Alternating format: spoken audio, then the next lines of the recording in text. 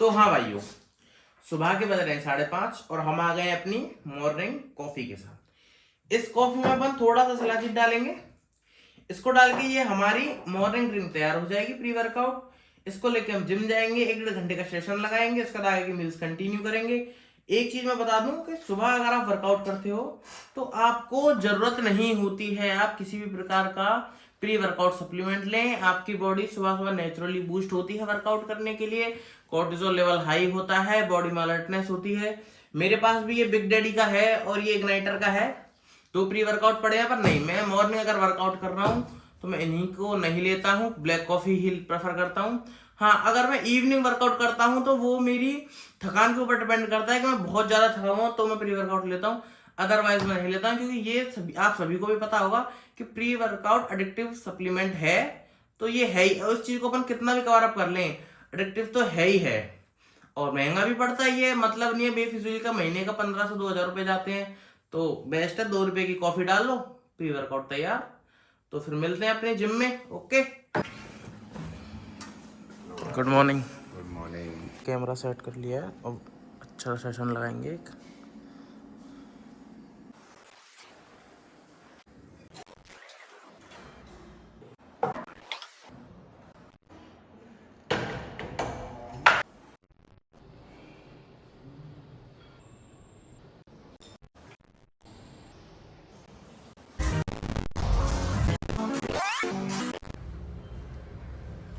तो हाँ भाइयों, अभी हम आ गए अपने जिम के क्रॉसफिट एरिया में। अभी मैं नीचे वार्म अप, स्ट्रेचिंग और 30 मिनट्स का अप्रोक्स स्ट्रेंथ वर्कआउट अपना कंप्लीट करके आया हूँ। अभी हम 10 मिनट के लिए हाई इंटेंसिटी वर्कआउट करेंगे। 10 मिनट हाई इंटेंसिटी वर्कआउट करने के बाद हम नीचे जाएंगे, नॉर्मल पेस पे 10 मिनट कार्डियो करेंगे, उसके बाद हमारा वर्कआउट फिनिश हो जाएगा। हाई इंटेंसिटी वर्कआउट किसी भी ह्यूमन को डेली बेसिस पे करना चाहिए। अगर किसी का बहुत ज़्यादा बिजी स्केड्यूल है, उसको टाइम नहीं मिलता है, फिर वो 20 to 25 minutes high intensity workout daily करता है, तो उसे किसी जिम की जरूरत नहीं है, किसी भी रनिंग की जरूरत नहीं है, वो नॉर्मली फिट रहेगा।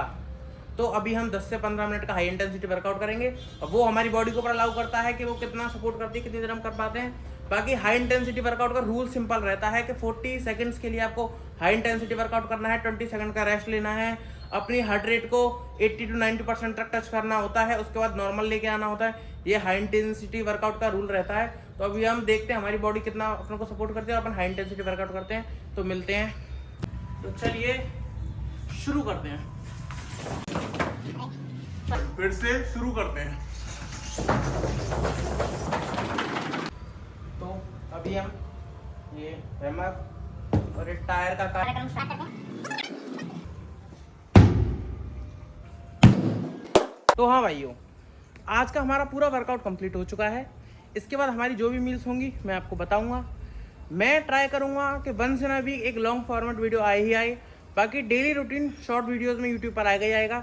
और जैसे कि आज का आप मौसम देख पा रहे हैं, बहुत ज़्यादा सर्दी है, पर एक बार जिम आने के बाद, माइंडसेट बनाने के बाद कोई दिक्कत नहीं आती है, एक बार स्टार्ट करना होता है। और मैं आपको एक इन्फॉर्मेशन दे देता हूँ, एवरी संडे मेरा ना कोई इंस्टा पर शॉर्ट वीडियो आएगी, ना ही यूट्यूब पर कोई शॉर्ट वीडियो आएगी।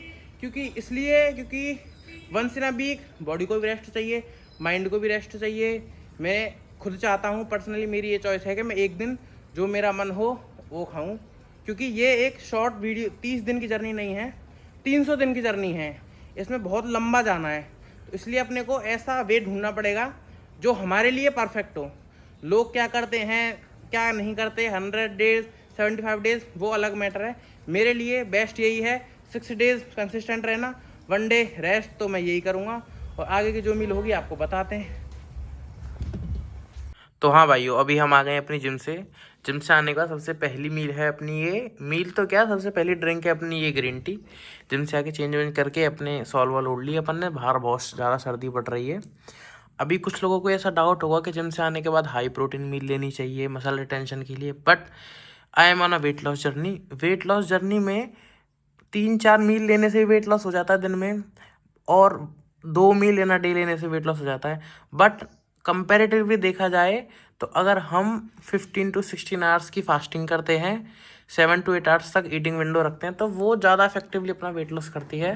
तो मैंने वो वाला प्लान चूज़ किया है कि मैं 15 to 16 आवर्स की फास्टिंग करूँगा और 7 to 8 आवर्स में अपनी 2 मील लूँगा। और देखा जाए तो बेस्ट भी यही है दोनों के कंपैरिजन में। और प्रोटीन इंटेक तो मैं अपना ओवरऑल पूरा कर ही लेता हूँ जितना मेरे को करना चाहिए। तो इसके बाद मिलते हैं अपनी नेक्स्ट मील में। ओके, तो हाँ भाई, ये है हमारे दिन की पहली मील। इसमें है घर की बनी सब्जी, 200 ग्राम बॉइल्ड चिकन, सलाद और 2 मेथी की रोटी है भाई। रोटी है, पराठे नहीं हैं। घर में पराठे बन रहे थे, मैंने बोल दिया कि मेरी रोटियों में घी नहीं लगेगा, तो ये पराठे ना बनकर रोटी बन गई हैं। तो अगर अभी ये जो दिख रही है ना रोटी, 300 कैलोरीज की हैं। अगर यही पराठे होते तो ये 700 कैलोरीज की होती। ये पूरी मील जो अभी 800 कैलोरीज की है, ये 1200 कैलोरीज की होती। और ये जो क्लीन डाइट है ना अभी, यही चीट मील में बदल जाता। तो सो गाइज, अपने को ऐसे ही छोटी छोटी चीज़ों का ध्यान रखना होता है, छोटी छोटी कैलोरीज कट करनी होती हैं, तभी जाके वेट लॉस अच्छे से होगा। क्योंकि सिर्फ वर्कआउट करने से कभी वेट लॉस नहीं होता है। जितना वर्कआउट मैटर करता है उससे डबल मैटर करती है डाइट। तो गाइज, कभी भी अपने वेट लॉस जर्नी में डाइट का प्रॉपर ध्यान रखें। और सेकंड पॉइंट ये, सिर्फ प्रोटीन खाने से, कार्ब, फाइबर, फैट कट करने से कभी हेल्दी वेट लॉस नहीं होता है। एक हेल्दी वेट लॉस तभी होगा जब आप सारी चीज़ें एक राइट अमाउंट में खाओगे। 200 ग्राम प्रोटीन और 150 ग्राम प्रोटीन खाने से फैट लॉस नहीं होता है। ओके, देन मिलते हैं अपनी सेकंड मील में। तो हाँ गाइस, ये है हमारे दिन की लास्ट मील और मील नंबर सेकंड। इसमें अप्रॉक्स 900 कैलोरीज हैं और 60 ग्राम्स ऑफ प्रोटीन है। आपने मेरी मील 1 भी देखी और ये मील 2 देख लीजिए। भूखे रहने से कुछ नहीं होता, राइट चीज़ खाइए। भूखे रहने से कुछ नहीं होता, सही अमाउंट में सही चीज़ खाइए, वेट लॉस बहुत ईजीली होगा। आज हमारा पूरा दिन का 100+ प्रोटीन इंटेक हो चुका है। तो गाइस, यही आप करिए, आपका वेट लॉस होगा। ओके, तो मिलते हैं next day, next video, next meal के